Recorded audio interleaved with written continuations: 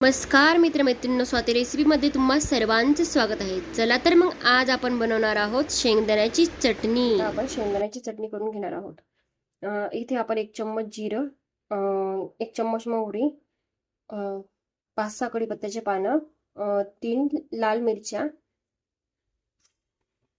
3 हिरव्या मिरच्या, संबार आणि 1 कप शेंगदाणे घेतलेले आहेत. चवीनुसार मीठ. इथे आपण कढईमध्ये शेंगदाणे भाजून घेत आहोत. शेंगदाणे हे बारीक गॅसवर भाजायचे, म्हणजे शेंगदाणे हे आतून मस्त भाजले जातात.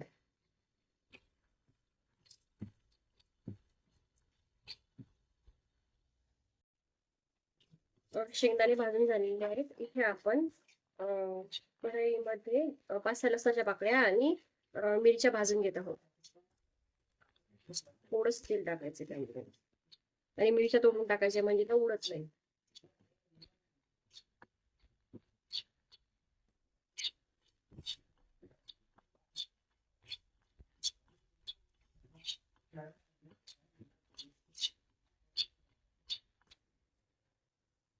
इथे आपल्या मिरच्या भाजल्या गेलेल्या आहेत. इथे मी मिक्सरच्या भांड्यामध्ये शेंगदाणे, मीठ, लसण, हिरव्या मिरच्या ह्या टाकून घेतलेल्या आहेत आणि याच्यासोबत थोडासा समा टाकून घेत आहे. याची आपल्याला पेस्ट करून घ्यायची आहे. थोडंसं पाणी टाकायचं यामध्ये. 1 कप जवळपास पाणी टाकून द्यायचं आहे. इथे शेंगदाण्याची अशी पेस्ट तयार झालेली आहे. यामध्ये अजून आपण अर्धा ग्लास पाणी टाकून पुन्हा फिरून घेणार आहोत.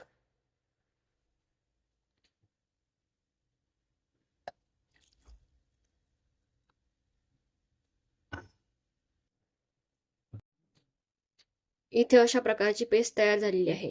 तुम्ही बघू शकता. आपल्याला जर चटणी थोडी घट्ट लागत असेल तर अर्धा ग्लास पाणी टाकायचे आणि पातळ लागत असेल तर 1 ग्लास पाणी टाकायचे.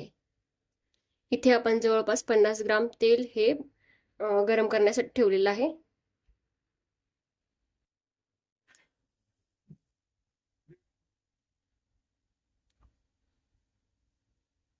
त्यामध्ये आपण आता मोहरी टाकून घेत आहोत.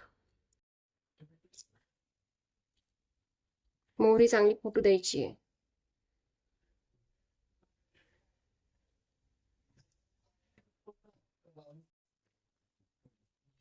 मोहरी फुटल्यानंतर मी ते जिरं टाकत आहे.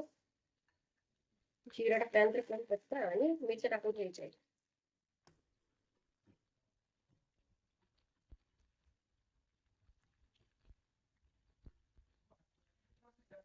आणि मी इथे मिक्सरचं भांडं थोडंसं मिसळून घेऊन त्यामधलंही पाणी टाकून देत आहे.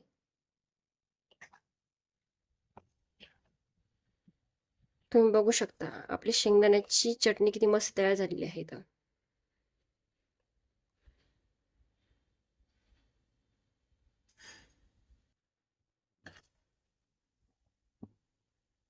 चटणीला थोडं शिजू द्यायचं आहे.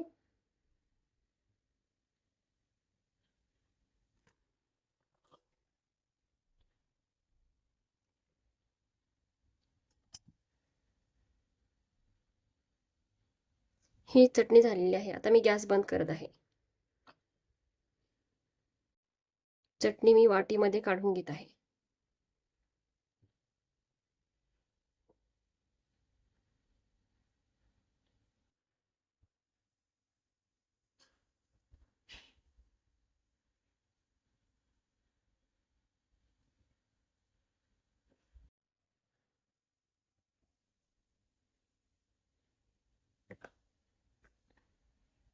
तुम्ही बघू शकता शेंगदाण्याची चटणी किती मस्त तयार झालेली आहे.